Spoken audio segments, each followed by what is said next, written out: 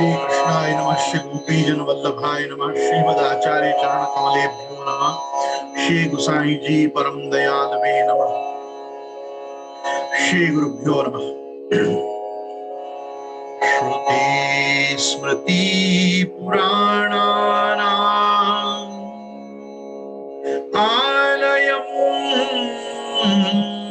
करुणालयम् नमामि भगवत्पादम् श्रीवल्लभं लोकवल्लभम् वल्लभं विठ्ठलाचार्यं श्रीकृष्णं बादरायणम् सूत्रभाष्यकृतौ वन्दे भगवन्तव पुनः वल्लभाचार्य दिव्याज्ञा प्रतिवासर उज्ज्वला दिगंत व्यापिनी भूया साहि लोकहितैषिणी सर्वदेश दशाकाले अव्याहत पराक्रमा वल्लभाचार्य दिव्याज्ञा वर्धताम् अभिवर्धताम्। नत्वा श्री वल्लभाचार्यान् पुष्टिमार्गोपदेशकान् विठ्ठलेशान् गुरुंस्तौमि बालकृष्णं प्रभुं श्रीकृष्णाय नमः। श्री गुरुभ्यो नमः। निम्बार्के बिंबमार्कं गतवति गमिते शेष भावं च शेषे मध्ये ध्वानं च विष्णु श्रुतिमति मिलिते शंकरं शंकरार्ये वेदात् शास्त्राणि यज्ञानाम् अपरिबृढान् स्वस्वरूपेण रक्ष तस्मात् श्री श्रीमद्वल्लभार्यो जगद अखिल गुरौ स्थानम् आरोहति स्म। उपस्थित समस्त प्रियजन, वल्लभीजन, वैष्णवजन, सनातन धर्मावलंबी समस्त आस्तिक जन, मैं गोस्वामी गोविंद राय आपका हमारे श्री वल्लभ दिग्विजय के सत्संग सत्रांतर्गत 15वें दिन के हमारे आज के सत्संग में फेसबुक लाइव एवं यूट्यूब पे हमारे साथ जुड़े हुए आप सभी जूम अंतर्गत सत्संग संगियों का मैं गोविंद राय खूब खूब स्वागत करता हूं। खूब खूब साधुवाद एवं समस्त आप प्रियजनों को शुभाशीष। आज हम श्री महाप्रभु जी की प्रथम यात्रा की संपूर्ति का उत्सव मना रहे हैं। कल हमने ये चर्चा की थी कि श्रीमद आचार्य चरण ने इस तरह पिता के द्वारा लक्ष्मण भट्ट जी के द्वारा जो संकल्पित सात्विकी तीर्थ यात्रा है उसको 9 वर्षों में आपने पूर्ण की। इन 9 वर्षों में श्री महाप्रभु जी ने पहले पूरे दक्षिण भारत और उसके बाद पूरे भारत की एक परिक्रमा, इस प्रकार से आपने लक्ष्मण भट्ट जी का जो व्रत था, उन्होंने 12 वर्ष तीर्थ यात्रा का संकल्प लिया था। 3 वर्षों तक वो स्वयं यात्रा कर पाए, जिनमें त्रिस्थली यात्रा, काशी, प्रयाग और गया जी की यात्रा उन्होंने खास प्रधान रूप से की। और आपको ध्यान होगा कि उन्हीं 3 वर्षों के अंतर्गत लक्ष्मण भट्ट जी को 100 सोम यज्ञ के फल स्वरूप श्रीमद आचार्य चरण के इस दिव्य रूप की प्राप्ति हुई। आपके अलौकिक श्री विग्रह सहित आप अपने द्विज कुल के इस अवतार को सार्थक करते हुए इस धराधाम को पवित्र करने के लिए चरणम पवित्रम विततम पुराणम, ऐसे महाप्रभु श्रीमद् वल्लभाचार्य चरण आप इस लोक में आविर्भूत हुए। और उसके बाद लक्ष्मण भट्ट जी थोड़ा महाप्रभु जी का लालन पालन बाल लीला के दर्शन किए और उसके बाद पृथ्वी परिक्रमा आप अपने संकल्प की नहीं कर पाए, इसलिए प्रथम पृथ्वी परिक्रमा अपने पिता के अवशिष्ट संकल्प के संपूर्ण के लिए श्री महाप्रभु ने वल्लभाचार्य चरण ने ये 9 वर्षों में आपकी ये यात्रा पूर्ण की। तो 3 और 9 12 इस प्रकार से लक्ष्मण भट्ट जी का यहाँ संकल्प पूर्ण हुआ। फिर माता के पूछने पर आचार्य चरण ने तीर्थ यात्रा का सब वृत्तांत वर्णन किया। आपको ध्यान हो तो ये अपने अग्रहारम पधार चुके और अपने अग्रहारम में अपने गांव में अर्थात श्री महाप्रभु जी इस समय कांकरवाड़ में आप अपने माँ के पास विराज रहे हैं, अपने पैतृक सदन में। तो वहां महाप्रभु जी ने सारी अपनी सब चीजों का वर्णन किया यात्रा का, और अपने मार्ग में होने वाली विपत्तियां तथा उनसे द्वारकेश आदि की हुई रक्षा का भी यहाँ वर्णन किया। इसके अनंतर थोड़े समय तक घर रहे और मातृचरण की आज्ञा से उनके अर्थ और राजस दैवी जीवों के उद्धारार्थ आप द्वितीय यात्रा को प्रारंभ किया। श्री महाप्रभु जी ने अब अपने कुछ दिन अपने घर में निवास करके अब जैसे सात्विकी यात्रा अर्थात सात्विक भगवत भक्तों का उद्धार किया, उसी प्रकार से अब राजस भक्तों का उद्धार करने के लिए श्री महाप्रभु जी द्वितीय परिक्रमा का आपने संकल्प किया है। यहाँ सबको स्मरण रहे कि महाप्रभु जी के 84 वैष्णव जो हैं वो सब महाप्रभु जी के निर्गुण भक्त हैं, अर्थात भगवान श्री कृष्ण के निर्गुण भक्ति के अधिकारी और निर्गुण दैवी जीव हैं।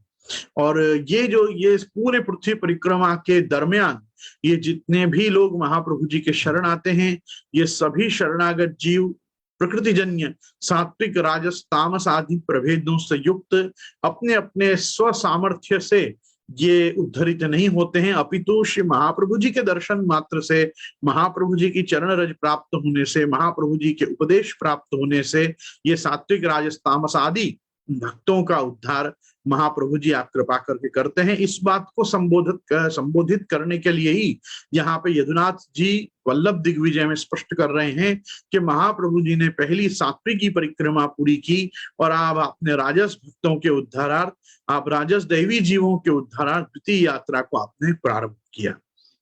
उस यात्रा में आप मंगल प्रस्थ होते हुए वेंकटेश लक्ष्मण बालाजी पधारे। महाप्रभु जी फिर एक बार मंगल प्रस्थ मंगलगिरी लक्ष्मी जहाँ पे नरसिंह भगवान पना आरोपते हैं, पन्ना नरसिंह जी अथवा पना नरसिंह जी जहाँ पे विराजते हैं विजयवाड़ा के समीप, वहां पे आप मंगल प्रस्थ पधारे और वहां नरसिंह जी का दर्शन करके और वहां से आप वेंकटेश लक्ष्मण बालाजी पधारे। ये वाली जो बैठक जी है ये भी अभी अप्रकटित है, मतलब गुप्त बैठक जी है, लुप्त तो नहीं है, वहां स्थान निर्देश तो है कि यहाँ श्री महाप्रभु जी की बैठक है इस प्रकार से, लेकिन अभी तक ये प्रकट बैठकों में से दक्षिण में नहीं है। मंगलगिरी की बैठक जी, मंगल प्रस्थ पना नरसिंह जी की बैठक जी नाम है इसका।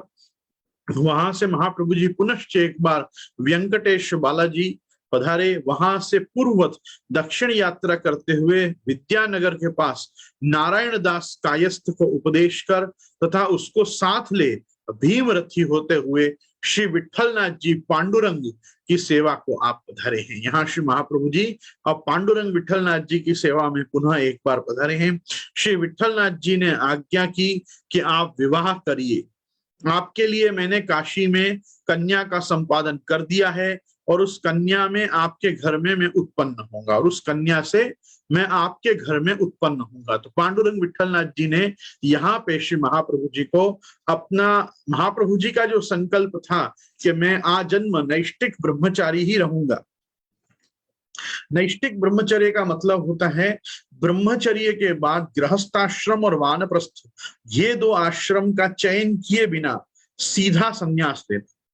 तो जैसे बहुत सारे आपने आज भी देखे होंगे कि जो मठों में जो मठाधिपति नियुक्त महामंडलेश्वर आदि किए जाते हैं वो पहले वहां के ब्रह्मचारी बटुक होते हैं और ब्रह्मचारी से सीधे फिर वो यति हो जाते हैं,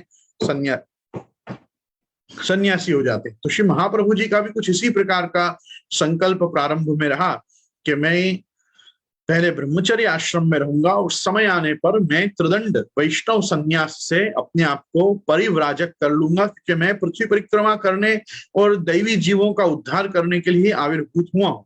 लेकिन यहाँ पे पांडुरंग विठलनाथ जी आपको स्पष्ट आज्ञा करते हैं कि मैंने आपके लिए काशी में एक कन्या का संपादन भी कर रखा है, तो आप वहां पधारिए, वहां पधार के आप विवाह करिए और मैं उसी कन्या से आपके घर में उत्पन्न होऊंगा। अर्थात मैं स्वयं पांडुरंग विठलनाथ जी श्री गुसाई जी के रूप में मैं आपके घर में आऊंगा। इस प्रकार से आपको आश्वासन दिया, आज्ञा दी। इस आज्ञा को आप कष्ट से स्वीकार करके तथा विठलनाथ जी को प्रणाम करके नर्मदा से दक्षिण तटस्थ तीर्थों में स्नान करते हुए गुर्जर देश गुजरात को पवित्र करते हुए सुदामापुर पोरबंदर पधारे। आप देखो, विचार करो, यहाँ भी श्री यदुनाथ जी ने स्पष्ट लिखा है महाप्रभु जी को इससे बड़ा कष्ट हुआ ऐसी आज्ञा से, क्योंकि महाप्रभु जी को नैष्ठिक ब्रह्मचर्य का परित्याग नहीं करना था।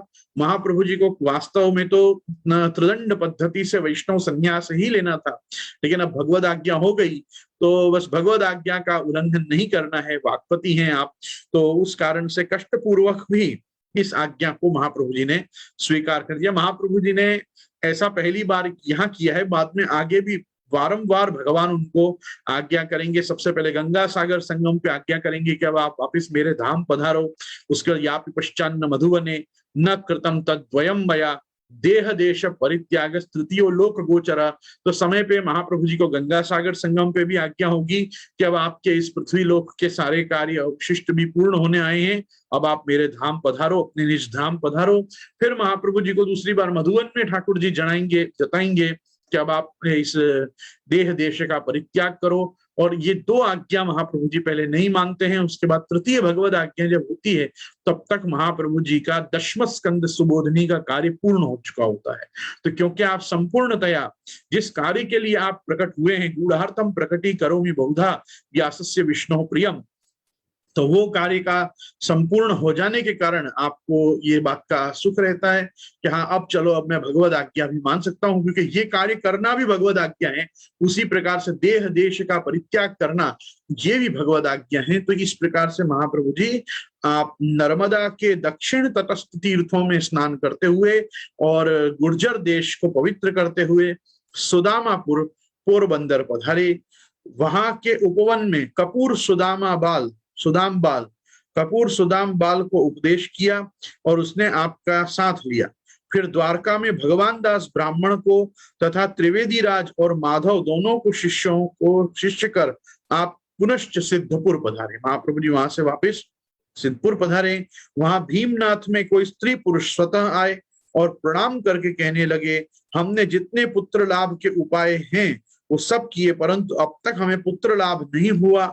इस समय भी महारुद्र का अनुष्ठान करके जब आपका प्रभाव सुना तो आपके शरण आए हैं, अब आप अनुग्रह करिए। तो यहाँ महाप्रभु जी को एक दंपति ने आकर विनती की है कि हमने महारुद्र याग का भी अनुष्ठान कर लिया, रुद्रयाग, महारुद्रयाग, अतिरुद्रयाग, लेकिन हमको पुत्र लाभ नहीं हो रहा है, आप कृपा करके हमको अनुग्रह कीजिए। आचार्य चरण ने उनको बहुत प्रकार से समझाए और वरदान दिया कि तुम्हारे 1 मास पीछे ही पुत्रोत्पत्ति होगी, और पुत्र प्राप्ति के लिए गोपाल पूजनार्थ एक ब्राह्मण भी नियुक्त कर दिया। अनंतर वहां से पधारे और पूर्ववत द्वारका की यात्रा की। फिर जब इनके पुत्र उत्पन्न हो गया तब इनको वैराग्य हुआ और आपसे संन्यास लेने की प्रार्थना करने लगे। अतः आपने इनको संन्यास के धर्म सुनाए। स्त्री को संन्यास में अनधिकार बताकर उसको 2 तरह का पति के साथ अनुगमन बताया। फिर वे दंपति वृंदावन गए और भागवत संन्यास लेकर दोनों साथ ही में मुक्त हुए। तो ये यहाँ एक चमत्कार का पक्ष ये है कि महाप्रभु जी ने इनको ऐसा वरदान दिया कि तुमको 1 मास में पुत्रोत्पत्ति होगी। तो इनको अब वो कैसे हुई ये सिर्फ शिव वल्लभ जाने कि इनको 1 वर्ष में भी नहीं, 1 मास में इनको महाप्रभु जी ने पुत्र दान किया। ये भी एक चमत्कार है। और उसके लिए गोपाल पूजनार्थ एक ब्राह्मण को भी नियुक्त किया था। और फिर बाद में इनको जैसे ही पुत्र उत्पत्ति हो गई तो इनको प्रचंड वैराग्य हुआ। फिर महाप्रभु जी ने इनको वैराग्य धर्म का उपदेश किया। स्त्री को बताया कि संन्यास में तुम्हारा अनधिकार है, स्त्रियों को सन्यासी नहीं होना चाहिए। फिर इनको भागवत संन्यास की मतलब विरहानुभवैकार्थ परित्यागो प्रशस्यते और विरहानुभवैकार्थ सर्वत्यागोपदेशक महाप्रभु जी आप बनकर और आपने इनको भागवत संन्यास की आज्ञा वृंदावन में की। इस प्रकार से ये महाप्रभु जी का अनुसरण करके मुक्त हुए। आचार्य चरण ने उनके उस बालक का नाम गोपाल दास रखा और उसको मंत्रोपदेश कर प्रस्थान किया। अनंतर पुष्करारण्य के मार्ग से ब्रज पधारे। पुनश्च महाप्रभु जी पुष्कर और पुष्कर के पास के जंगल होते हुए आप ब्रज पधारे। वहां ब्रज यात्रा की और एका नामक क्षत्राणी का उद्धार किया। यहाँ एका क्षत्राणी का उद्धार महाप्रभु जी ने किया है। यहाँ महाप्रभु जी पुनश्च दूसरी बार आप ब्रज पधारे हैं। पहली यात्रा में भी आपने उजागर चौबे जी को तीर्थ पुरोहित करके और प्रथम ब्रज यात्रा आपने की। इस बार पुनश्च महाप्रभु जी ब्रज यात्रा करने पधारे। यहाँ एका क्षत्राणी का उद्धार किया। वहां से कुरुक्षेत्र होते हुए आप बद्रिकाश्रम पधारे। वहां से व्यासाश्रम गए। वहां एक शिला आकर पड़ी, बड़ी शिला आकर वहां पे पड़ी। उसको कृष्णदास ने उठाई। अतः आचार्य चरण ने कृष्णदास को 2 वरदान देने की प्रतिज्ञा की। फिर आपने उसके भीतर जाकर बिल्व मंगल की आज्ञा से व्यास जी से प्रमाण चतुष्टय अर्थात वेद, गीता, ब्रह्मसूत्र और भागवत में जो संदेह थे वे पूछे। व्यास जी ने वे वर्णन किए और यहाँ कहा, आप भक्ति का प्रचार करना, सिद्धांत ग्रंथों का निर्माण करना, प्रतिपक्षों का निवारण करना और गार्हस्थ्य धारण करना। और भगवद आज्ञा के बाद यहाँ पे ऋषि आज्ञा भी महाप्रभु जी को प्राप्त हुई, गुरु आज्ञा भी प्राप्त हुई। यहाँ वेद व्यास जी ने भी श्री महाप्रभु जी को अपने अब जो अवशिष्ट आपका अवतार काल है उसमें क्या कर्म महाप्रभु जी को करने चाहिए, जहां जब प्रमाण चतुष्टय पे आपने प्रमाण तोपि निर्णीतम कृष्ण महात्म अद्युतम, जब आपने सब व्यास जी से ये सारे पक्षों में आपने सब क्रमों को समझा या यूं बताया कि मैं अब क्या पद्धति से आगे कार्य करने जा रहा हूं, तो कहा आप भक्ति का प्रचार करना, सिद्धांत ग्रंथों का निर्माण करना, प्रतिपक्षों का निवारण करना और गार्हस्थ्य धारण करना। ध्यान रहे कि महाप्रभु जी गृहस्थ हुए हैं, उसके पहले आप तीनों प्रधान शास्त्रार्थों को इस भारतवर्ष में जीते हैं। एकदम छोटी वय में कृष्णदेव राय की सभा, उसके बाद राजा ओरछा के राजा रामभद्र की सभा और तीसरी राजा भोज की पुरी में जगदीश के सन्निधान में तीसरी सभा। तो इस प्रकार से महाप्रभु जी के 3-3 बार यूं समझो कि आचार्य साम्राज्याभिषेक हुए हैं। उसके बाद यहाँ 2 बार व्यास जी के दर्शन हुए हैं। ये दूसरी बार जब व्यासाश्रम महाप्रभु जी पधारे हैं, तो क्योंकि व्यास जी को विदित है कि पांडुरंग विठलनाथ जी ने महाप्रभु जी को विवाह करने की, पाणी ग्रहण करने की आज्ञा की है, तो यहाँ इन्होंने भी आपको कहा है कि आप गार्हस्थ धारण करना। गार्हस्थ धारण करना इसलिए भी जरूरी है क्योंकि महाप्रभु जी के पूर्वजों का जो ये वंश है, ये याग्निकों का वंश है, ये दीक्षितों का वंश है। ये यज्ञ नारायण भट्ट जो हैं वो भी दीक्षित हैं, उसके बाद दीक्षित गंगाधर भट्ट हैं, दीक्षित गणपति भट्ट हैं, दीक्षित बालम भट्ट हैं, दीक्षित लक्ष्मण भट्ट हैं, इनके भाई जो हैं जनार्दन भट्ट, वो सब भी जो हैं महाप्रभु जी के बड़े भाई भी जो हैं वो गृहस्थ हैं। तो महाप्रभु जी जब तक गृहस्थ नहीं होंगे तब तक अग्निहोत्री नहीं हो पाएंगे, अग्निहोत्री नहीं होंगे तो सोम याग आदि जो है यागादौ भक्ति मार्ग का साधनत्वोपदेशक महाप्रभु जी कैसे होंगे, कर्म मार्ग प्रवर्तक कैसे होंगे। तो इत्यादि कारणों से यहाँ भगवद आज्ञा और बाद में व्यास जी के रूप में गुरु आज्ञा महाप्रभु जी को हो रही है कि आप गृहस्थ आश्रम स्वीकार करो। गृहस्थ आश्रमी होने के बाद ही यावत जीवम अग्निहोत्रम जुहुयात, जो गृहस्थ होगा वही अग्निहोत्री हो पाएगा।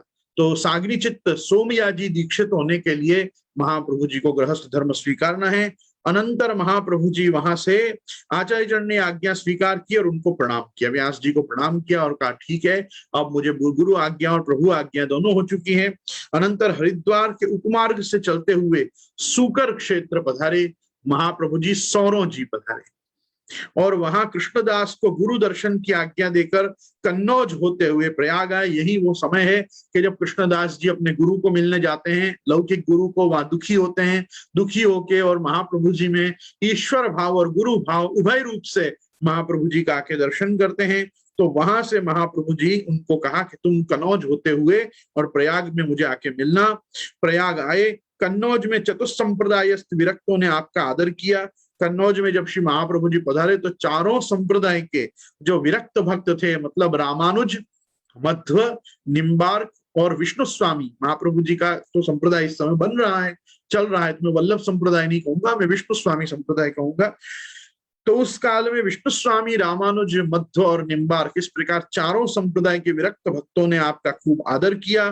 फिर आप वहां से काशी पधारे, वहां दामोदर दास, कृष्णदास आदि आचार्य चरण का देव विभूति से समर्चन कर रहे थे और आचार्य चरण आप पारायण कर रहे थे। उस समय ब्रह्मचारी वेश में विराजमान श्री आचार्य चरण से पांडुरंग विठलनाथ जी के प्रेरित देव भट्ट ने कन्यादान ग्रहण करने की प्रार्थना की। ये देव भट्ट, देव मंगल आदि बहुत से इनके नाम है पांडे जी के। ये महाप्रभु जी के होने वाले ससुर हैं। और उसके प्रत्युत्तर ने आपने कहा कि इस विषय में मातृचरण जाने, महाप्रभु जी ने कहा अभी भी इस विषय में मातृचरण जाने। शंभु भट्ट ने कहा कि अच्छा, अब आपका कार्य सिद्ध हो जाएगा। फिर आचार्य चरण काशी में प्रविष्ट हुए और वहां श्रेष्ठी पुरुषोत्तम दास के घर ठहरे। मातृचरण के बुलाने के लिए शंभु भट्ट को वहां ही ठहराया और आप जगन्नाथ यात्रा को प्रस्थित हुए। यहाँ से महाप्रभु जी फिर एक बार इनको शंभु भट्ट जी को कहा कि यहाँ रुको, माँ आ रही है, अरे विवाह करना है तो माँ तो चाहिएंगी ना साथ में, तो माँ आ जाए फिर अपन विवाह करेंगे, तब तक तुम यहाँ पे रुको काशी में श्रेष्ठी कृष्णदास के घर, तब तक मैं एक बार जगदीश होके आता हूँ, जब तक माँ दक्षिण से आए तब तक मैं भी पूर्व में जगदीश की यात्रा करके आता हूँ। ठीक है, तो इस प्रकार से शंभु भट्ट को वहां ही ठहराया और आप जगन्नाथ यात्रा को प्रस्तुत हुए। कितने ही दिन के बाद सायंकाल के समय गंगा सागर पहुंचे, वहां रात्रि में स्नान आदि तो कर लिए, पर फलाहार न मिलने के हेतु क्षुधित ही रहे। तब तो भगवान ने आपसे कहा कि भूख लगी है। आचार्य चरण आज्ञा करने लगे कि इस समय किसी प्रकार से ब्रीही चिड़वा मतलब चिवड़ा कौन ला सकता है। जब कृष्णदास ने यह बात जानी तो उसी समय गए और ब्रीही सेक कर लाए। आचार्य चरण ने वे भगवान को निवेदन किए और पीछे स्वयं आपने भी ग्रहण किए तथा अवशिष्ट सबको प्रदान किए। फिर कृष्णदास ने से आपने 3 वरदान मांगने की आज्ञा की। ठीक है, कृष्णदास ने मुखरता दोष नहीं रहना, अंतःकरण में श्रद्धा का ठहरना, मेरे गुरु को आपके दर्शन देना, ऐसे 3 वरदान मांगे। फिर आचार्य चरण सुंदरवन के मार्ग से श्री जगदीश पधारे। ये सुंदरवन जो है ये जंगल है, तालाब भी है, और यहाँ पे अभी इस समय बहुत बड़ी वाइल्ड लाइफ सेंचुरी भी सुंदरबन में, फॉरेस्ट भी है, सुंदरबन लेक भी है। वहां पे बहुत सुंदर प्रकार से महाप्रभु जी उस गहन वन में से और आप जगदीश की ओर आप पधारे हैं। मार्ग में सुंदरदास पर अनुग्रह किया और वहां से लौटे तब माधव दास पर अनुग्रह करते हुए महाप्रभु जी पुनः काशी पधारे हैं। इस तरह 5 वर्ष में महाप्रभु जी ने दूसरी पृथ्वी परिक्रमा पूरी की है यहाँ पे। और जिस समय में आपने जगन्नाथ यात्रा की उतने समय में इधर अपने देश से आपका कुटुंब आ गया और आंध्र तैलंग जाति में जो परस्पर विरोध हो रहा था वह भी शांत हो गया। इधर श्रेष्ठी पुरुषोत्तम दास ने विवाहोपयोगी पदार्थ भी संपादन कर दिए। यहाँ महाप्रभु जी की माँ भी आ गई, काका जनार्दन जी भी आ गए। आपको याद हो तो उन जनार्दन जी का जो लड़का गध महाप्रभु जी का शिष्य हुआ था वो भी आ गया। शंभु भट्ट जी तो यहाँ है ही, और रामकृष्ण भट्ट, सुभद्रा, सरस्वती महाप्रभु जी के ये बड़े भाई और 2 बड़ी बहन, ये सब महाप्रभु जी का परिवार भेगा हुआ। यहाँ क्या था कि श्रेष्ठी पुरुषोत्तम दास ने विवाहोपयोगी पदार्थ भी सब संपादन कर दिए थे। फिर क्या था, गणपति का स्थापन कर विवाह आरंभ किया गया। उसमें प्रथम समावर्तन करके आपका ब्रह्मचार्य आश्रम हटाया गया।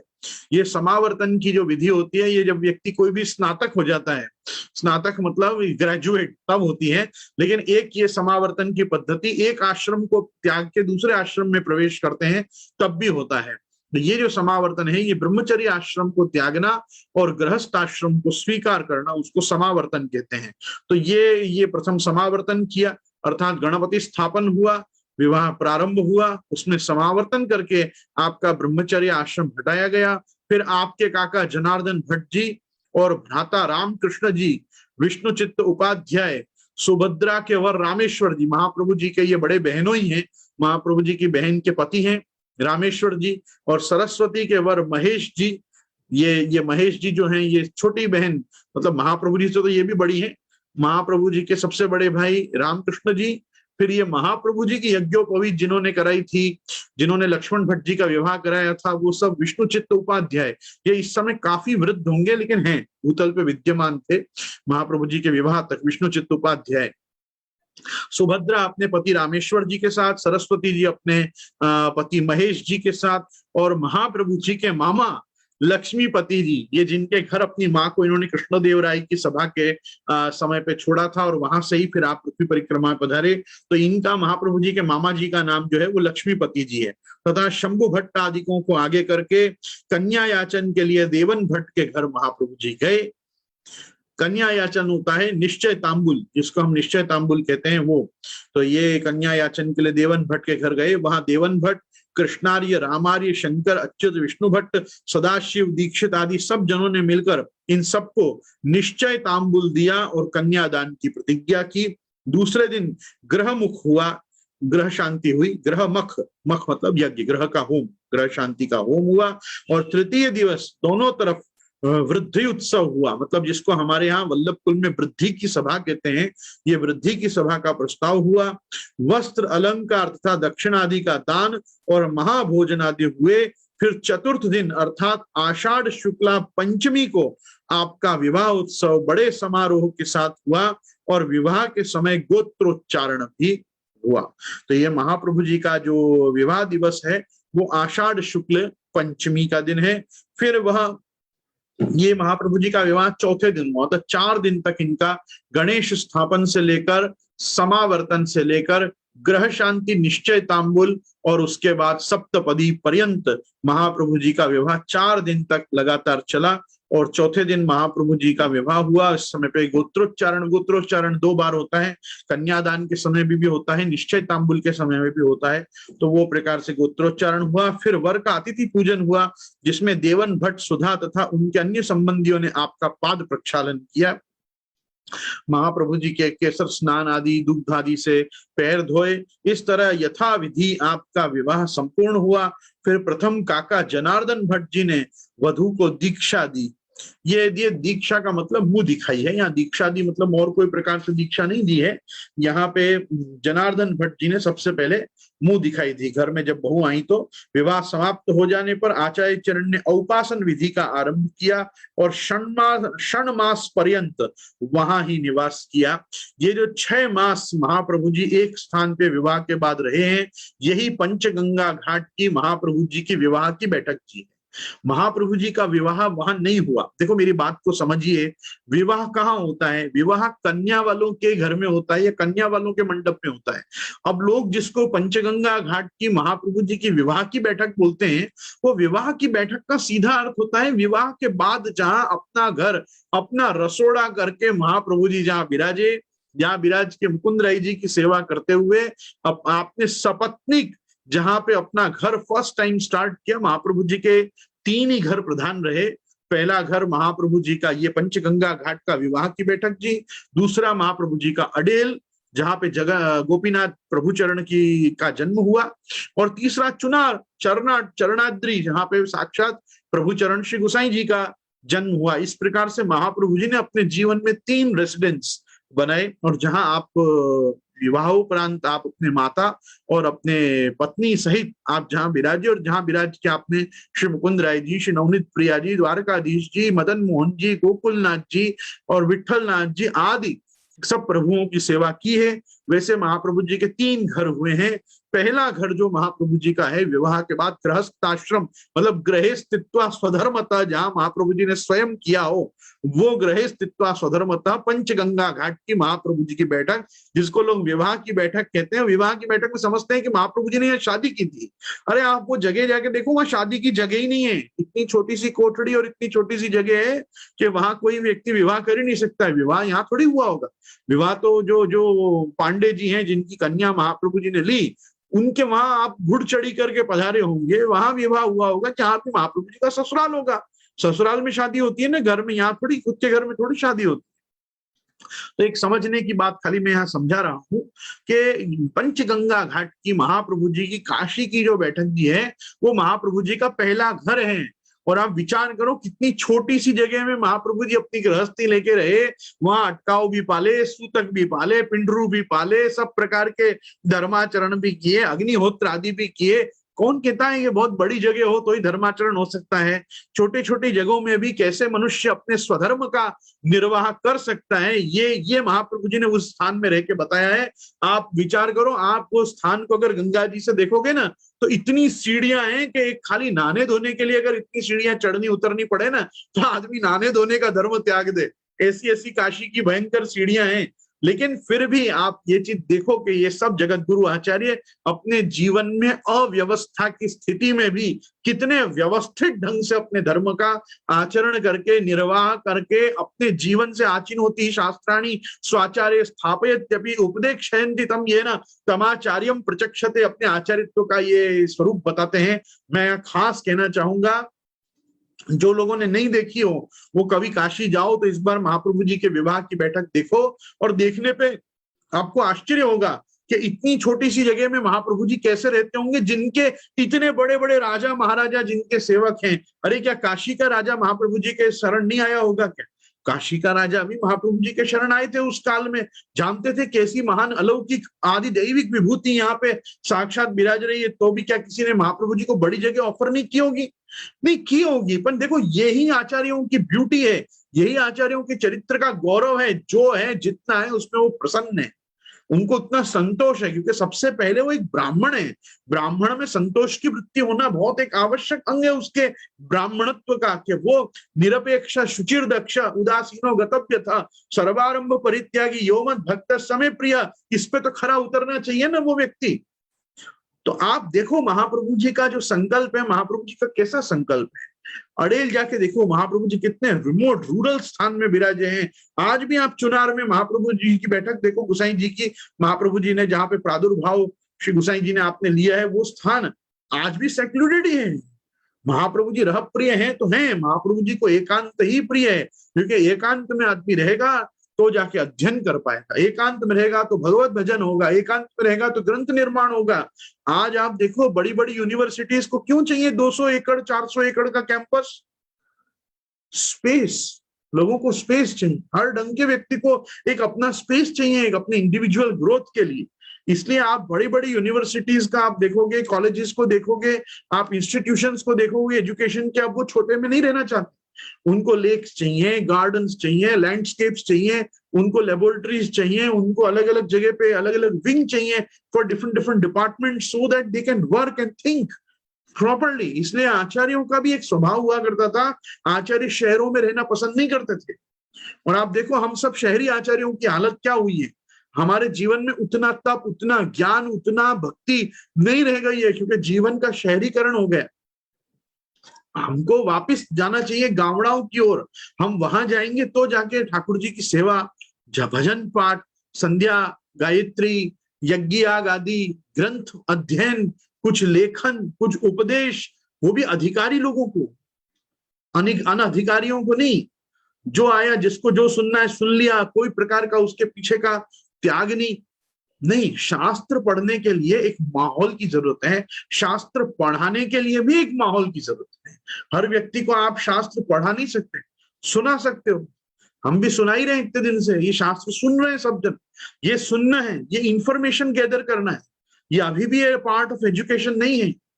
मैं तो खास ये कहना चाहूंगा, जब तक गुरु मुखोद्गत पांत पांडित्य का धीरे धीरे कोई धारण न करे, उपनिषद ना हो, ऊपर से कोई नीचे की तरफ कोई वस्तु ना आए, तब तक उसको हम अध्ययन नहीं कह सकते। ये स्वाध्याय नहीं है, ये वास्तव में अध्ययन नहीं है, ये तो एक जानकारी भेगे करने का माध्यम है। इंफॉर्मेशन टेक्नोलॉजी का युग है, आप लोगों को हम इन सब चीजों से इंफॉर्म कर रहे हैं, एजुकेट नहीं कर रहे हैं अभी भी। ये एजुकेशन नहीं है, एजुकेशन के लिए तो गुरु के पास बैठना पड़ता है, गुरु के साथ रहना पड़ता है, कब कुछ छोड़ना पड़ता है, छोड़ के कहना पड़ता है कि आप जो आज्ञा करो सो मैं करूं, तब जाके शास्त्र को हम धारण कर पाते हैं। इसके लिए बहुत डेडिकेशन, डिवोशन और एक कमिटमेंट की जरूरत है, तब जाके व्यक्ति शास्त्र पढ़ पाता है। वो चाहे किसी भी फील्ड का हो, आदि भौतिक भी हो, क्या आध्यात्मिक हो, आदि दैविक हो, उसके लिए ये रिक्वायरमेंट तो यही है, काक चेष्टा बको ध्यानम स्वान निद्रा तथैव च अल्पाहारी ग्रह त्यागी विद्यार्थी पंच लक्षण। जब तक ये 5 लक्षणों से युक्त नहीं होंगे, विद्यार्जन हम नहीं कर पाएंगे। तो इसलिए ये तो मैं खाली एक बात याद आई इसलिए कह रहा हूं, यहाँ महाप्रभु जी ने षण्मास, महाप्रभु जी ने यहाँ पे विराज के अपने गार्हस्थ्य धर्म का आपने अनुसरण किया। अनंतर आपके लिए और तृतीय कक्षा के जीवों के लिए, देखो आप यहाँ यदुनाथ जी तामसी नहीं कह रहे हैं, तृतीय कक्षा मतलब सात्विक, राजस, और अब तृतीय कक्षा के लोगों के लिए आप उद्धारार्थ तृतीय परिक्रमा का आपने प्रारंभ किया। तो दूसरी परिक्रमा महाप्रभु जी ने झटपट पूरी की और भगवद आज्ञा का पालन किया, गुरु आज्ञा का पालन करके गृहस्थ हुए। 6 महीना महालक्ष्मी जी के साथ, अक्का जी के साथ आप विराजे, फिर अक्का जी से भी आज्ञा लेके और तृतीय परिक्रमा के लिए आप वहां से चल दिए हैं। उसमें काशी से चलकर आप झारखंड बैद्यनाथ पधारे थे कि रात्रि में भगवान श्री गोवर्धन नाथ जी ने आज्ञा की कि आप ब्रज में आइए और मेरी सेवा का प्रकार संपादन करिए। महाप्रभु जी के गृहस्थ होते ही और महाप्रभु जी की तृतीय परिक्रमा प्रारंभ होते ही यहाँ झारखंड में प्रथम भगवद आज्ञा श्री गोवर्धन धर की हुई है कि अब आप यहाँ ब्रज में पधारो और मेरी सेवा का प्रकार संपादन करो। फिर आचार्य चरण जगे और दामोदर दास, कृष्णदास, रामदास आदि को वह सब कथा वर्णन की और वहां से ब्रज पधारे। मार्ग में पद्मनाभ, नारायण तथा कुंभन दास को अंगीकार किया। ये पद्मनाभ दास हैं, नारायण दास हैं और कुंभन दास, इनको अंगीकार किया और वहां पधार कर श्रीनाथ जी की सेवा का प्रकार संपादन किया और रामदास को वहां रखकर मिथिला तथा अयोध्या के ऊपर मार्ग से पुनः झारखंड पधारे। अब महाप्रभु जैसे ऊपर के मार्ग से और नीचे झारखंड की ओर पधारे, तो ब्रज में पहले आपने पधार के वहां श्रीनाथ जी की सेवा का मंडान किया है। वहां सेवा में रामदास जी को, रामदास चौहान को आपने सेवा में नियुक्त किए। रामदास जी को मुखिया करके वहां सेवा प्रकार सब सुनियोजित करके और आप ऊपर से मिथिला तथा अयोध्या के मार्ग से आप पुनः झारखंड पधारे। वहां से जगन्नाथ तथा महेंद्राचल होते हुए विठलनाथ पर्यंत गए। पुनः महाप्रभु जी एक बार विठलनाथ जी अर्थात पांडुरंग विठलनाथ जी तक गए। वहां से नर्मदा के उत्तर तट के मध्य मार्ग से गुर्जर देश में बहुतरे देवी जीवों का उद्धार करते हुए द्वारका पधारे। द्वारका में कुछ समय विराजे और फिर मीरा के पुरोहित राम के ऊपर अनुग्रह करते हुए भोज कटादी के मार्ग से लोहारगल पधारे। मतलब महाप्रभु जी लोहगढ़ गोवा, महाप्रभु जी यहाँ गोवा पधारे। तो तृतीय परिक्रमा में महाप्रभु जी गोवा पधारे। ये गोवा की जो बैठक जी कहते हैं, लोहगढ़ की बैठक जी, यही ये लोहारगल है। तो भोज कटादी मार्ग से महाप्रभु जी लोहारगल पधारे। वहां निवास करके कुरुक्षेत्र को छोड़कर गंगोत्री, यमुनोत्री तथा केदारनाथ के मार्ग से बद्रिकाश्रम पधारे। महाप्रभु जी ने फिर एक बार ये 4 धाम की यात्रा वापिस ली। गोवा से वापिस उत्तर की ओर महाप्रभु जी किन्हीं कारण से पधारे हैं। और वहां वामन द्वादशी के दिन एकादशी के उपोषित आचार्य चरण को नारायण भगवान ने अन्न से पारायण कराया। फिर महाप्रभु जी पुनश्च एक बार व्यासाश्रम पधारे। यहाँ इस दिन महाप्रभु जी को उत्सवांते च पारणात, बद्रिकाश्रम में जब आप यहाँ बद्रीनाथ जी के पास पधारे हैं, तो यहाँ वामन द्वादशी के दिन स्वयं बद्रीनाथ जी ने महाप्रभु जी को कहा है कि भले आपने एकादशी कर रखी है और आज द्वादशी है, लेकिन अब क्योंकि मेरा जन्मोत्सव, वामन जी के प्रादुर्भाव का उत्सव हो गया है, तो अब आप मेरे साथ विराज के अन्न ग्रहण करो। तो ये इस प्रकार से यहाँ आपने अन्न ग्रहण किया है। और भगवद आज्ञा से उत्सवांते च पारणात, उत्सव पूरा हो जाए तो उस दिन जयंती पे भी पारायण किया जा सकता है, इस प्रकार को आपने स्थापित किया। महाप्रभु जी के घर में ऐसा कर्म है कि ज्येष्ठ पुत्र को पूरे दिन का व्रत और छोटे भाइयों के घर में आधे दिन का व्रत, उत्सव होने के बाद वो चाहे तो व्रत भंग कर सकते हैं। तो इससे आपने दोनों चीजों को निभाया, वेद मर्यादा का भी पालन किया और भगवद आज्ञा जो हुई थी उत्सवांते च पारणात, उसको भी यहाँ पे किया। वहां से आप व्यासाश्रम पधारे। वहां व्यास जी को प्रणाम कर आपने निवेदन किया कि जो जो आपने आज्ञा की थी वह सब मैंने संपादन कर दी, परंतु श्रीमद् भागवत में बहुत सी जगह पाठ भेद तथा न्यूनाधिक पाठ और अनन्वित पाठ दिखाई देते हैं, वहां क्या करना चाहिए। जैसे महाप्रभु जी ने ये भ्रमर गीत का प्रसंग सुनाया, भवती नाम वियोगो में, यहाँ पर आत्मत्वाद, भक्तवश्यत्वाद, सत्यवाक्त्वाद, स्वभावतः इस अर्थ का विचार किया है। यह किस तरह प्रमाण है। तब तो व्यास जी ने आपकी पुस्तक ले ली और बोले इसमें शुद्ध शुद्ध रह जाओ और अशुद्ध सब चला जाओ। फिर पुस्तक खोलकर दिखाई, उसमें सब शुद्ध ही पाठ हो गया, अशुद्ध जो था वो सब तिरोह हुआ। तो महाप्रभु जी ने ये कार्य व्यास जी से ही करवाया। व्यास जी ने को कहा कि भाई आप ये पुस्तक देखो, ये पुस्तक के अनुसार इस समय लोक में सब भागवत जी का पाठ कर रहे हैं, इसमें तो बहुत सारे पाठ भेद हैं, त्रुटि छंद हैं, ये है वो है इत्यादि सब समस्याएं भागवत जी के अंतर्गत की बताई। तो व्यास जी ने इस प्रकार का चमत्कार वहां किया कि व्यास जी ने कहा कि इसमें जो चीज शुद्ध हो वो रह जाओ और अशुद्ध सब इसमें से उड़ जाओ, इंक ही उड़ जाओ इस पुस्तक में से। तो उस प्रकार से जब कहा तो महाप्रभु जी को जो सम्मत पाठ था उतना पाठ रह गया। और महाप्रभु जी से इतर श्रीधर आदि जितने भी अन्य टीकाकार हुए, बोपदेव, श्रीधर आदि, इन सबों के द्वारा जो अर्थ किए गए थे वो अर्थानुसंधान में जो शब्द लोग मानते थे वो सब शब्द वहां से तिरोहित हो गए। इस प्रकार का यहाँ चमत्कार हुआ। अनंतर आप अत्यंत प्रसन्न होकर तथा उनको प्रणाम करके चले और हरिद्वार पधारे। वहां घोटक योगी को घोड़ा बनाकर उसका गरुमर्दन किया। फिर वहां से कुरुक्षेत्र पधारे। वहां एक रामदास पंडित बड़ा गर्विष्ठ था। आचार्य चरण ने उसे जीत कर उस पर अनुग्रह किया। फिर वहां से ब्रज में गिरिराज पर पधारे। वहां भगवान की आज्ञा पाकर पूरणमल क्षत्रिय, यहाँ पूरणमल को श्रेष्ठी भी लिखा है कि व्यवसायी के ढंग से भी बताया है, तो ये पूरणमल क्षत्रिय पूरणमल श्रेष्ठी गोवर्धन नाथ के मंदिर बनवाने को आया। आचार्य चरण ने उसे शिष्य किया और वैशाख शुक्ल तृतीया को मंदिर की नींव डाली। फिर आचार्य चरण भगवान गोवर्धन धर को प्रसन्न कर गोकुल पधारे। वहां विराज कर नारायण ब्रह्मचारी के ठाकुर श्री गोकुल चंद्र का पालन कर अग्रपुर पधारे। यहाँ नारायण दास ब्रह्मचारी को महाप्रभु जी ने श्री गोकुल चंद्रमा जी पधारे। वहां भी गज्जन के ठाकुर नवनीत जी को प्रसन्न करके आप कनौज पधारे। फिर गज्जन धावन को श्री नवनीत प्रिया जी पधराए। नवनीत प्रिया जी की सेवा वापिस अपने घर गज्जन धावन को भी अपने साथ ही जोड़ लिया। वहां दामोदर श्रेष्ठी से सेवित श्री द्वारकानाथ जी और पद्मनाभ दास से सेवित मथुरेश जी का प्रीति कर सेवन कर अलखपुर पधारे। वहां से महाप्रभु जी आप अड़ेल पधारे हैं। वहां रात्रि में सोमेश्वर ने आपको आज्ञा दी कि आप मेरा संप्रदाय स्थान किया है, अतः सकुटुंब आप यहाँ निवास करिए।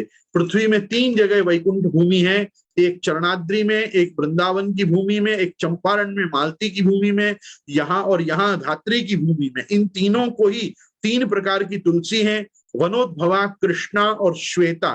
फिर आचार्य चरण ने उसको आज्ञा स्वीकार कर प्रभात में वहां से पधारे और काशी अपने घर पधारे। इस तरह तृतीय यात्रा आपने 4 वर्ष में संपूर्ण की। तो महाप्रभु जी ने 4 वर्ष में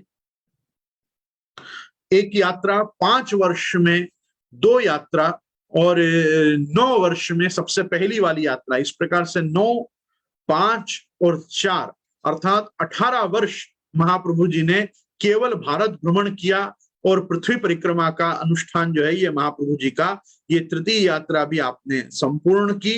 अनंतर मातृचरण की आज्ञानुसार पुरुषोत्तम दास श्रेष्ठी की सहायता से 30,000 ब्राह्मणों को भोजन के लिए केशव भट्ट के कथन से उसके संकेत रूप ध्वजारोपण की गई। मतलब यहाँ पे सेठ पुरुषोत्तम दास को आज्ञा की गई कि महाप्रभु जी का, लक्ष्मण भट्ट जी का, सबका संकल्प पूरा होके महाप्रभु जी ने 3 बार पृथ्वी परिक्रमा पूरी की है, तो एक एक परिक्रमा के निमित्त 10-10 हजार ब्राह्मणों को भोजन कराया जाए। अब 30,000 ब्राह्मण को कैसे भोजन कराया जाए, तो उसके लिए एक श्रेष्ठी पुरुषोत्तम दास के घर पे ध्वजा लगाई गई, अर्थात एक बहुत बड़ा कपड़े का बैनर जैसा लगाया गया कि यहाँ सभी ब्राह्मण जो हैं वो ब्राह्मण भोजन के लिए आहूत हैं, इनका आह्वान किया जाता है, आप सब पधारो।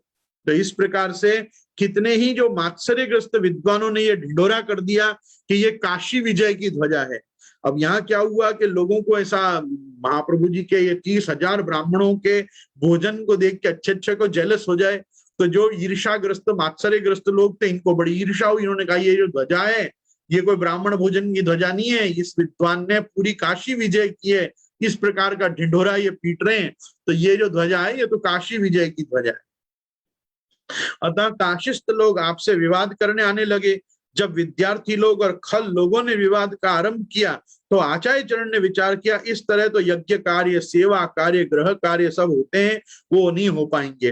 अतः आपने पुरुषोत्तम दास श्रेष्ठी के घर विजय कर पंचगंगा घाट पर सभा करवाई। सभा में 27 दिन तक शास्त्रार्थ हुआ। देखो ये एक एडिशनल चीज है, ये अपन सबको नहीं भूलनी चाहिए। हम समझते हैं कि महाप्रभु जी ने 3 ही बड़े शास्त्रार्थ जीते, लेकिन ऐसा नहीं है। एक तो कृष्णदेव राय, एक राजा रामभद्र और एक वहां जगन्नाथपुरी में बड़ा शास्त्रार्थ हुआ, और एक ये बहुत बड़ा शास्त्रार्थ काशी में भी हुआ है, जो अगेन 27 डेज ये शास्त्रार्थ चलाए। सभा में 27 दिन तक शास्त्रार्थ हुआ।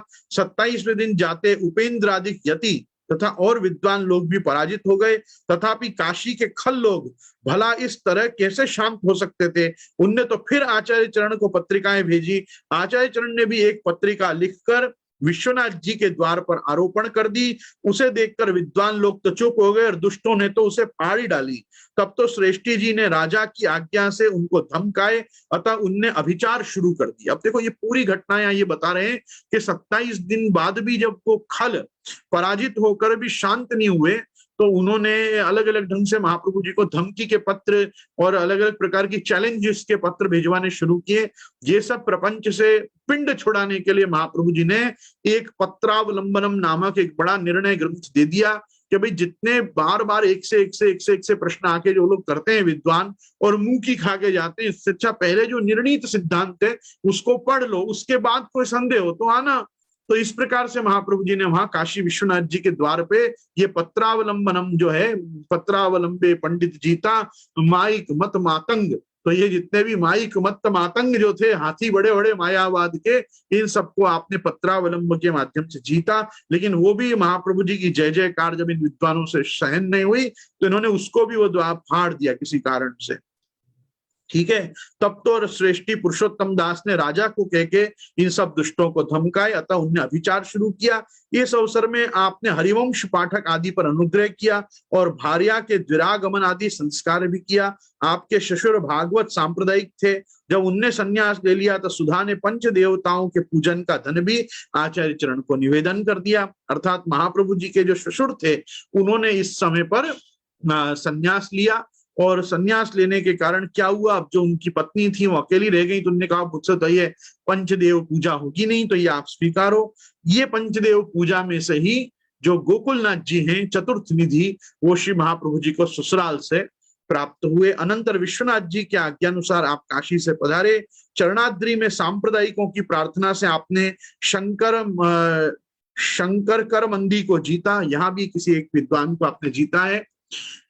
अलर्कपुर अयल पधारे और वहां ही निवास करने लगे। जब वहां से ब्रज पधारे उस समय सुप्रसिद्ध सारस्वत सूरदास जी पर अनुग्रह किया और गोकुल में महाप्रभु जी ने निवास किया। फिर आप गिरिराज पधारे, वहां कृष्णदास जी पर अनुग्रह किया और कृष्ण भट्ट को आचार्य करके आपने यज्ञ भी किया। उसी समय वैशाख तृतीया के दिन श्री गोवर्धन धर का नवीन मंदिर में स्थापन किया गया। उस समय वृंदावन आदिकों से वैष्णव विद्वान तथा महंत लोग आए, उन सबका दान तथा मान से अच्छा सत्कार किया गया। फिर पूरणमल ने चंदन तथा धन श्रीनाथ जी को अर्पण किया। यही वो समय है, ये अरगजा जो अरगजा समर्पा पूरणमल क्षत्रिय ने महाप्रभु जी की आज्ञा से श्री बाबा के श्रीअंग पे, ये उसी दिन की बात है। तो ये चंदन तथा धन श्रीनाथ जी को पूरणमल क्षत्रिय ने अर्पित किया। इसके अनंतर आचार्य चरण ने कृष्णदास जी को श्रीनाथ जी की अधिकारी सेवा में अधिकारी किए। यहाँ कृष्णदास अधिकारी जी सेवा में आए हैं। सेवा में शिष्यों सहित माधव संप्रदायी माधवाचार्य को नियुक्त किए। प्रचार की में औदिच्य रामदास जी को, पाक कार्य में साचीहर साचौरा रामदास जी को विरक्त। ये 3-4 रामदास जी हैं यहाँ पे। एक रामदास जी चौहान मुखिया जी हैं, एक प्रचारगी में रामदास जी जो है वो औदिच्य हैं, एक जो है वो रामदास जी साचौरा हैं। ऐसे अलग अलग विरक्त वैष्णवों को तथा ब्रजवासियों को अन्य कार्य तथा मंदिर की रक्षा के लिए नियुक्त किए। गायन कर्म में कुम्मन दास जी के बेटा कृष्णदास को नियुक्त किए और आप सकुटुंब गोकुल पधारे। वहां आपकी कथा में सशिष्य केशवाचार्य आए।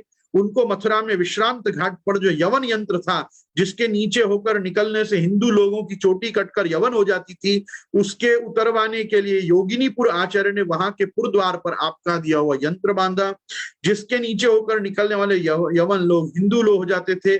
जब वहां के बादशाह ने यह बात सुनी तो उस समय आज्ञा दी कि मथुरा में जो यवन यंत्र है उसे उठा दो। फिर क्या था, यवन लोग आए और उनसे उसी यंत्र उठा लिया।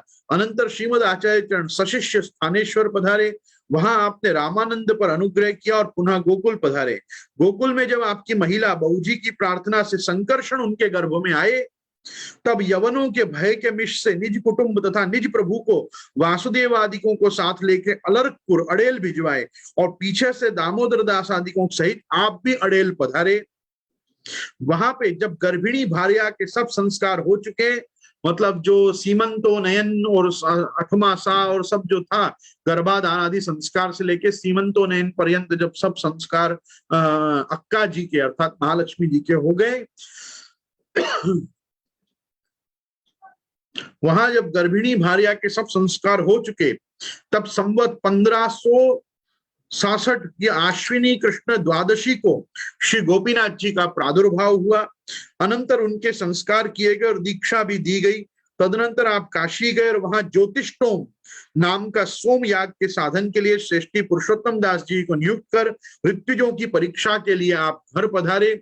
और वहां विष्णु चित्त उपाध्याय तथा शंभु भट्ट को मुख्य कर काशीपति आदि के साथ 12-12 ऋत्विजों की महाप्रभु जी ने परीक्षा ली। महाप्रभु जी को अग्निष्टोम नाम का सोम याग करना था। ये प्रकार का सोम याग काशी के कौन से ऋत्विज करा पाएंगे, उसके लिए ऋत्विजों की परीक्षा लेने महाप्रभु जी पधारे। महाप्रभु जी की परीक्षा में जो ऋत्विज पास हुए होंगे उन्होंने बैठ के महाप्रभु जी को यज्ञ कराया होगा। विचार करो तो ये महाप्रभु जी ने गोपीनाथ जी के प्रादुर्भाव के बाद एक अग्निष्टोम नाम का सोम याग भी महाप्रभु जी ने किया। अनंतर देश में बुलाए हुए जनार्दन भट्टादिक सब लोग आए। इस समय आपके अग्रज रामकृष्ण भट्ट जी का देहावसान हो गया था। ये महाप्रभु जी की जो बड़ी माता थी विमाता यल्लम्मा गारू, से जो पुत्र रामकृष्ण भट्ट जी थे, उनका इस समय पे देहावसान हो गया, अर्थात वो वैकुंठ को प्राप्त हुए। अतः सबके शोक को दूर करने के लिए आपने उनको वैकुंठ में विराजमान दिखाए और प्रयाग में सोम याग के लिए शाला शिविर आदि का निर्माण कराया। उस सोम याग में सब स्वकीय जनों को एक काम पर नियुक्त किए, जैसे मातृचरण को सेवा का कार्य, विष्णु चित्त उपाध्यायत्व पर इत्यादि इत्यादि। इस तरह इस यज्ञ में सबको नियुक्त करके आचार्य चरण ने समागत पुरुषों का दान मान से अच्छा सत्कार करवाया और सबको खूब दक्षिणा भी दी। ये महाप्रभु जी ने यज्ञ प्रयाग आकर किया। एक दिन आचार्य चरण के उदर में व्यथा हुई, इसीलिए शिष्य लोग आपके लिए औषधि लाए। आपने उसको अग्नि में फेंक दिया और आपके उदर की व्यथा शांत हो गई। एक समय आप ब्रज आ रहे थे, उस समय अगमर्षण में एक विष्णु मुनि का शिष्य तपस्विराट आया और आचार्य चरण की स्तुति करने लगा। स्तुति के प्रभाव से वह विमान में बैठकर वैकुंठ को चला गया। तो अगमर्षण नाम का तीर्थ है। दक्ष प्रजापति ने यहाँ पे किसी काल में तप किया था। दक्ष प्रजापति के बाद अजामिल भी हरिद्वार के साथ साथ इस अघमर्षण तीर्थ पर आकर ही अजामिल ने भी तप किया था। ये बड़ा ही अघमर्षण, वास्तव में अघमर्षण है। अघमर्षण का अर्थ होता है कि जहां आने मात्र से हमारे सारे पाप जल जाएं, तो ये सारे पापों को जला देने वाला तीर्थ है। यहाँ एक तपस्विराट विष्णु मुनि का शिष्य था, उसने जैसे ही आचार्य चरण के दर्शन किए, उनकी स्तुति की, उसके भी सारे पाप भस्मीभूत हो गए और वो वैकुंठ को प्राप्त हो गया। इसके अंतर आपने पुनः ब्रज यात्रा की। एक दिन श्री बहू जी आपसे कहने लगे, आपने मुझे गोकुलेश जी के प्रादुर्भाव के अर्थ उनकी सेवा बताई है, उसे मैं करती रहती हूँ, पर आजकल गोकुलेश जी तथा मदन मोहन जी मुझे देखकर बहुत हंसते हैं तथा लज्जित हुआ करते हैं, इसका क्या कारण है, यह आप वर्णन कीजिए। तब तो आचार्य चरण कहने लगे, बस अब आपका मनोरथ सिद्ध हो गया, अब शीघ्र ही ठाकुर जी का प्रादुर्भाव होगा। तो घर विराजमान जो मदन मोहन जी हैं, ये मदन मोहन जी अक्का जी के ससुराल वालों के ठाकुर जी हैं, और जो गोकुलेश जी हैं वो इनकी माँ के घर के ठाकुर जी हैं। मतलब महाप्रभु जी की जो ससुराल के ठाकुर जी हैं, इनके अक्का जी के, वो भी इनको देख के हंस रहे हैं, और जो इनके पिता के घर से ठाकुर जी आए वो भी इनको देख के हंस रहे हैं। तो महाप्रभु जी ने कहा, ठीक है, मतलब अब तो समय आ गया है कि जब ठाकुर जी स्वयं आप पधार रहे हैं, तो फिर सकुटुंब आप जगदीश यात्रा को प्रस्थित हुए। जगदीश यात्रा करके वाराणसी होते हुए चरणाद्रि पधारे और वहां भगवान की व्यापक वैकुंठ की लीला प्रकट हुई। उस समय विठलनाथ जी का स्वरूप आया और नंदालयोत्सव भी हुआ, और वहां संवत 1572 में महालक्ष्मी जी के उदर से गोस्वामी श्री विठलनाथ जी का प्रादुर्भाव हुआ। वहां से पुनः अलर्कपुर आए और वहां ही आपके सब संस्कार हुए। इसके अनंतर आपने पुनः ब्रज यात्रा की और गोपीनाथ जी के यज्ञोपवीत का महोत्सव भी किया। फिर गज्जन धावन से श्री नवनीत प्रिया जी को लाए। इसके अनंतर गंगा सागर होते हुए जगदीश को पधारे। इस समय आपने कृष्ण चैतन्य जी से संगम किया और रथ यात्रा का उत्सव भी वहां पे किया। इस समय चैतन्य महाप्रभु, जो महाप्रभु वल्लभाचार्य चरण से 7 साल छोटे हैं, वो महाप्रभु जी को यहाँ पे पहली बार मिले हैं जगदीश की इस यात्रा में, और महाप्रभु वल्लभाचार्य चरण ने और कृष्ण चैतन्य ने साथ में मिलकर यहाँ पे जगन्नाथ जी की रथ यात्रा की है। ठीक है। अनंतर जगदीश यात्रा से आकर हरिद्वार यात्रा में पधारे। वहां मेला के कारण बड़ी भीड़ थी। आचार्य चरण ने अपनी योग माया से सबको सुलाकर पहले विरक्त वैष्णव तथा लघुटा लोकी केवल राम भगवान दास आदि को स्नान करवा दिया। वहां से अड़ेल पधारे। वहां कविराज को शिक्षा दी तथा परमानंद कान्य कुब्ज पर अनुग्रह करके उसे लीला के दर्शन करवाए। ये परमानंद दास जी हैं। इसके अनंतर ही की ब्रज यात्रा में संतदास पर अनुग्रह किया। ये संतदास चोपड़ा हैं, ये महाप्रभु जी के ग्रंथपाल थे। महाप्रभु जी जितने ग्रंथ लिखते थे, ये 2 व्यक्ति के घर में इनकी कॉपी स्टोर होती थी। एक वैष्णव का नाम है कन्हैया क्षाल क्षत्री, और दूसरे वैष्णव का नाम है संत दास चोपड़ा। ये महाप्रभु जी के मार्ग में, यात्रा में जितने ग्रंथ माधव भट्ट काश्मीरी लिखते थे वो सब की एक कॉपी करके अपने पास रखते थे। ऐसे दो वैष्णव और थे जिनके नाम जल्दी से इस फील्ड में नहीं मिलते लेकिन हैं। एक है राणा व्यास जी। राणा व्यास जी जब से महाप्रभु जी के संग रहे तब से महाप्रभु जी के हर ग्रंथ की एक कॉपी राणा व्यास जी के पास होती थी। और कुछ ग्रंथ हरसानी जी भी चुरा के रखते थे, तो मैं नहीं कहूंगा छुपा के रख लेते थे, पर हरसानी जी के पास भी कुछ ग्रंथ हुआ करते थे। क्योंकि जब विठल नाथ जी अभी अक्का जी को पूछेंगे कि अपने संप्रदाय के सिद्धांत कहाँ, तब वो कहेंगे कि हरसानी जी के घर में स्थापे हैं।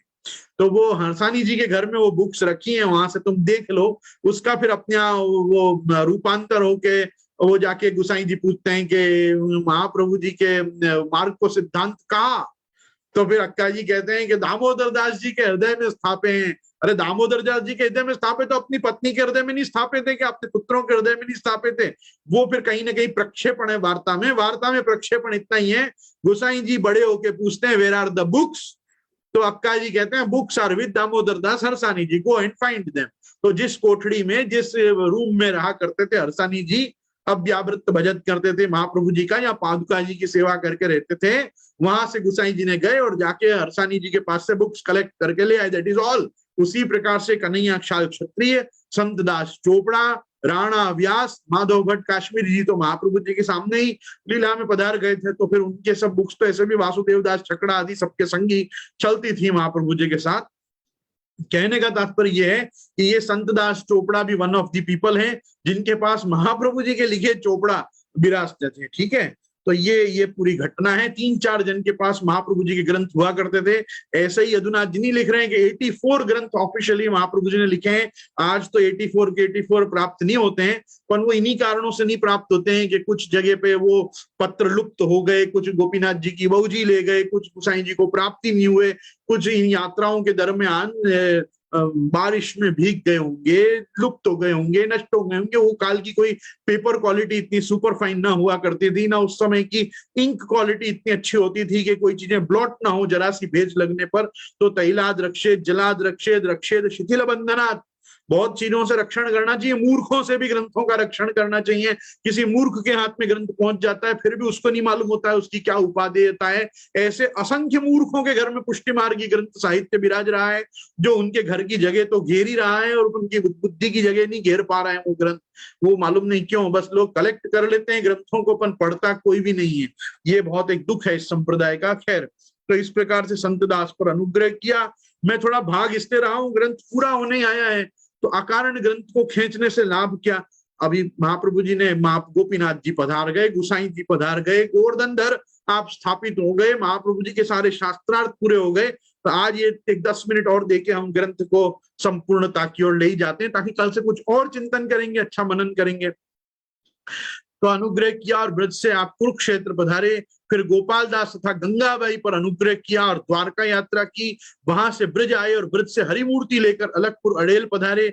उसी समय विठलेश जी का यज्ञोपवीत उत्सव भी हुआ। इसके अनंतर द्वारकेश पधारे और गोपीनाथ जी की यात्रा हुई। काका जनार्दन जी ने गोपीनाथ जी का दक्षिण में विवाह भी करवा दिया। ये गोपीनाथ जी जब दक्षिण पधारे ना, तो वहीं इनका विवाह भी करवा दिया गया, मतलब आप समझो।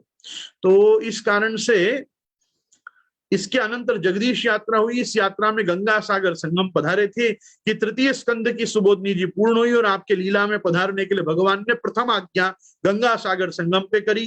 तदनंतर आप ब्रज पधारे और आपके साथ गोपीनाथ जी पधारे। इस समय गोवर्धन नाथ जी के मंदिर में गोपीनाथ जी के बहू जी की दीक्षा हुई और उस दिन से ही गोपी वल्लभ भोग समर्पण होने लगा। इसके अनंतर ब्रज यात्रा में पधारे, तब मधुवन में पुनः द्वितीय आज्ञा हुई कि अब आप लीला में पधारो। फिर अग्रपुर में सांचीहर साचोरा उत्तम श्लोक दास द्विवेदी के ऊपर तथा कड़ापुर में अंबा क्षत्रिय के ऊपर अनुग्रह किया गया। फिर अड़ेल पधारे और वहां ही भगवान की आज्ञा से आपने दशम स्कंद पर सुबोधनी जी पूर्ण की और एकादश स्कंद पर आरंभ कर दी। इस समय आपको लीला में पधारने की तृतीय आज्ञा हुई। फिर सभा में मातृचरण को उपदेश दिया तथा उनसे संन्यास की प्रार्थना की और मातृचरण तथा बहूजी का शोक हरण भी किया। अनंतर गोपीनाथ जी को आचार्य सिंहासन पर आरूढ़ किए। महाप्रभु जी ने अपने सामने गोपीनाथ जी को आचार्य सिंहासन पर आरूढ़ किए और दामोदर दास आदिकों को शिक्षा दी कि तुम विठल नाथ को अच्छी तरह से रखना और इनको शिक्षा भी दिवाना। फिर बहुजी को प्रबोधन किया तथा अपने अंतःकरण का भी प्रबोधन किया। यही श्री महाप्रभु जी ने अंतःकरण प्रबोध ग्रंथ लिखा है। दामोदर दास आदिकों ने भी आपको साथ चलने की कथा, संन्यास लेने की प्रार्थना की। आचार्य चरण ने कहा कि तुम्हारे भागवत संन्यास तो है ही, केवल मेरे कार्य के लिए उद्धव आदिकों की तरह यहाँ ही रहो। और संन्यास निर्णय भी महाप्रभु जी ने सुनाया, जिसका आशय इस प्रकार से है। तो यहाँ ये संन्यास निर्णय का जो पूरा वर्णन है, इसको अभी हम यहाँ पे नहीं वांचते हैं, ये काफी हमारा समय खा जाएगा अभी। इसके अनंतर माध्व संप्रदायी और विष्णु स्वामी मतानुयायी माधवेंद्र यति आए। आचार्य चरण ने उनकी प्रशंसा कर उनको वहां रखे और उनसे संन्यास धर्म सुनवाने लगे। फिर आपने माधवोपाध्याय को बुलाकर पूछा कि भागवत संन्यास पद्धति कहाँ है। उन्होंने कहा कि वल्लभ दीक्षित की विधान की हुई पद्धति आपके यहाँ ही है। ये वल्लभ दीक्षित महाप्रभु जी के पूर्वज हैं। और एक वल्लभ दीक्षित और कौन है, जिनको हम बालम भट्ट कहते हैं, बालम भट्ट, वो भी लक्ष्मण भट्ट जी के पिता, वो भी वल्लभ दीक्षित थे। तो ये इन दोनों में से कोई एक है जिन्होंने भागवत संन्यास की पद्धति विधान की है। फिर गोपीनाथ जी के हाथ से पद्धति मांगकर उनने संन्यास ग्रहण करवाया। उसमें माधवेंद्र यति ने प्रेष दिखाया और पूर्णानंद यह नाम रखा। माधवेंद्र यति ने महाप्रभु जी को संन्यास दिवाया है। और महाप्रभु जी ने चारों आश्रम, जो संन्यास के 4 आश्रम है, कुटीचक, बहुदक, हंस और परमहंस, ये 10-10 दिन, इस प्रकार से 40 दिन का चतुर्थ आश्रम संन्यास महाप्रभु जी ने भी ग्रहण किया। उसमें उनका नाम पूर्णानंद सरस्वती रखा गया। तो जो हम पूर्णानंद, पूर्ण कामो वाक्पतिर विबुधेश्वर, ये नाम जो हम सर्वोत्तम जी में लेते हैं, ये महाप्रभु जी का संन्यास का भी नाम था। जो पूर्णानंद का पूर्णानंद अर्थ तो है ही, लेकिन पूर्णानंद सरस्वती नामा विधान से ही महाप्रभु जी यति संन्यस्त हुए। और आप देखेंगे यहाँ पे फिर आचार्य चरण ने कुटीचक आश्रम ग्रहण किया और काशाय वस्त्र, त्रिदंड शिखा, यज्ञोपवीत धारण करते हुए तथा स्नान संध्या, भागवत पूजन आदि कर्म करते हुए अपने घर में भोजन करते हुए 6 दिन तक अपनी बैठक में आप रहे। अनंतर बहुदक आश्रम ग्रहण करके गंगा तीर पर रहते हुए तथा संबंधियों के यहाँ से भिक्षा ग्रहण करते हुए 8 दिन तक रहे। फिर हंस और परमहंस आश्रम ग्रहण करके आप काशी पधारे। मार्ग में आप वैष्णव ब्राह्मणों के 7 घरों से वर्जित धान्य, सत्तू, फल आदि लाते और उसको भगवान के निवेदन करके उसमें से भूत बलि निकाल के और उसे तीर्थ से जल से धोकर आप भोजन करते। यहाँ जो ठाकुर जी की सेवा बताई है, ये भागवत जी का पूजन, क्योंकि महाप्रभु जी अपने घर में सब ठाकुर जियों को अपने पत्नी और अपने दोनों बालकों के पास रख के संन्यस्त हुए हैं। तो यहाँ जो बार बार आ रहा है कि ठाकुर जी को भोग धर के, ठाकुर जी को भोग धर के, उसके 2 अर्थ होते हैं। एक मानसी में सेवा करते हुए, क्योंकि आप तो प्रतिक्षण निकुंजस्थल लीला रस पूरित हैं, तो आप तो कहीं भी सेवा कर सकते हैं ठाकुर जी की, प्रथम। और दूसरा कि भागवत जी महाप्रभु जी के साथ अंतिम दिवस तक विराजी है, तो आप भागवत जी का ही पूजन करते, भागवत जी को ही भोग धरते। तो इस प्रकार से जो भी भर्जित धान्य, सत्तू, फल आदि लाते, वो सब भगवान को वहां निवेदन करते। मार्ग में जो वैष्णव समाज मिला, वो सब आपके पीछे पीछे लगा, शंख घंटा आदि के नाद तथा गद्य पद्यादि स्तुति करने लगा। इस तरह संन्यास व्रत आचरण करते हुए आप 18 दिन में काशी पहुंचे। वहां हनुमान घाट पर 7 दिन तक पारमहंस्य व्रत में रहे। फिर आपने केवल कोपिन मात्र लगाकर, केवल लंगोटी लगाकर, कोपिन मतलब ब्रह्मचारी और सन्यासी की लंगोट, तो आपने कोपिन मात्र लगाकर भगवती भागीरथी के शुभ जल में प्रवेश किया। उस समय गोपीनाथ जी आदि आए और कहने लगे, हम लोगों के लिए क्या आज्ञा है। इसके प्रत्युत्तर में आपने खड़ी से शिला के ऊपर 3.5 श्लोक लिखे, इसी को शिक्षा श्लोकी कहते हैं। अनंतर नाभि मात्र जल में उतरे और नेत्र मीच कर परमानंद विग्रह श्री पुरुषोत्तम को निजात्मा से अभिन्न चिंतन करते हुए विक्रम संवत 1587 के आषाढ़ शुक्ला द्वितीय पुष्यार्क में मध्याह्न के समय ज्वालापुंज के मार्ग से आप व्यापी वैकुंठ अर्थात गोलोक की ओर पधारे। उस समय आकाश से पुष्पवृष्टि हुई, स्वर्ग में नृत्य गीत और वाद्य होने लगे। जो लोग उस समय आपके दर्शन कर रहे थे, उनको बड़ा भारी शोक हुआ। गोपीनाथ जी को माधव यति कहने लगे के शोक छोड़कर आचार्य चरण का यति धर्म के अनुसार पारलौकिक संस्कार करिए। अनंतर आचार्य चरण के सिंहासन पर गोपीनाथ जी विराजे और आपकी मर्यादा का पालन करते हुए भागवत धर्म का प्रचार करने लगे। श्री गोपीनाथ जी गोपाल मंत्र का पुरस्चरण करने के लिए गोवर्धन पर्वत पर पधारकर श्रीनाथ जी का सेवन करने लगे। इसके अनंतर आप अपने पुत्र को काका विठलनाथ जी के पास छोड़कर जगन्नाथ जी पधारे और उनके बलभद्र जी के मुखारविंद में प्रविष्ट हुए। सब जनों ने आपके पुरुषोत्तम जी बालक को जानकर श्री विठलनाथाचार्य को सिंहासनारूढ़ किए, पर गोपीनाथ जी की महिला अर्थात बहू जी इस बात से अप्रसन्न हुई और देवर विठलनाथ जी से विरोध कर आचार्य चरण के पुस्तक तथा धनादि सबका अपहरण कर उनको ग्रहण कर वहां से चली गई। तदनंतर विठलनाथ जी ने दामोदर दास से श्राद्ध दक्षिणा में अपने सिद्धांत का अवगमन किया और पुस्तकें मुख से लिखवाई तथा वैष्णव लोगों से द्रव्य संचय किया। सब भट्ट लोगों की सम्मति से श्रौत तथा स्मार्त धर्म का प्रचार किया और तात्पाद श्रीमद आचार्य चरण के अभिप्रेत पुष्टि भक्ति धर्म का आपने प्रचार किया। आर्य लोग आचार्य चरण वल्लभाचार्य जी के 84 ग्रंथ, 84 ही बैठकें, 84 ही भक्त बताते हैं। इसलिए हम यहाँ पे भी 84 कथाओं में ही आचार्य चरण के इस ग्रंथ को यहाँ संपूर्ण कर रहे हैं। इस चरित्र विजय ग्रंथ में मैंने जैसा आचार्य चरण का चरित्र सुना था वैसा लिखा है। इसे श्रीमद आचार्य चरण प्रसन्न हो में। यह ग्रंथ संवत 1658 फाल्गुन शुक्ल द्वितीया रविवार को नर्मदा के तटवर्ती चमत्कारीपुर में पूर्ण हुआ। ऐसा श्री यदुनाथ जी अपना दिग्विजय ग्रंथ यहाँ संपूर्ण कर रहे हैं। बोलो वल्लभाधीश की जय, श्री गुसाई जी परम दयाल की जय। यहाँ पे आज हमारा श्री वल्लभ दिग्विजय ग्रंथ का ये ग्रंथ रत्न सत्संगार्थ संपूर्ण हुआ है। यहाँ से 2 अथवा 3 दिन का एक अवकाश रहेगा और उसके बाद किस ग्रंथ के साथ मैं और आप पुनः सत्संग में एकत्र हो रहे हैं ये मैं आपको शीघ्र ही सूचित करूंगा। आपको जो जो लोग लिंक्स भेजते हैं और जहां जहां से आपको सत्संग के लिंक्स आती हैं उनसे संपर्क बनाए रखें। बस इसी के साथ समस्त शुभकामना और शुभाशीर्वाद सहित मैं और आप इन्हीं श्रीमद आचार्य चरण के युगल चरणारविंद में, दिव्य चरणारविंद में आश्रय की प्रार्थना करते हैं और आपसे शुभाशीर्वाद में पुष्टि पुरुषोत्तम परात्पर परब्रह्म भगवान श्री कृष्ण की भक्ति की याचना करते हैं।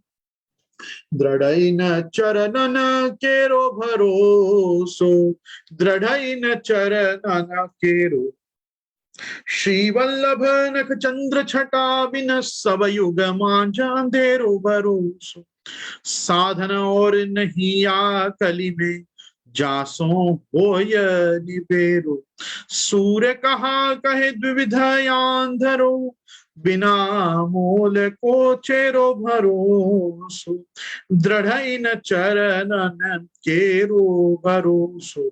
श्री गोवर्धन नाथ की जय, श्याम सुंदर श्री यमुने महारानी की जय, श्री वल्लभाधीश की जय, प्रभु चरण श्री गोपीनाथ जी की जय, श्री गुसाई जी परम दयाल की जय, अपने अपने गुरुदेव की जय, आज के आनंद की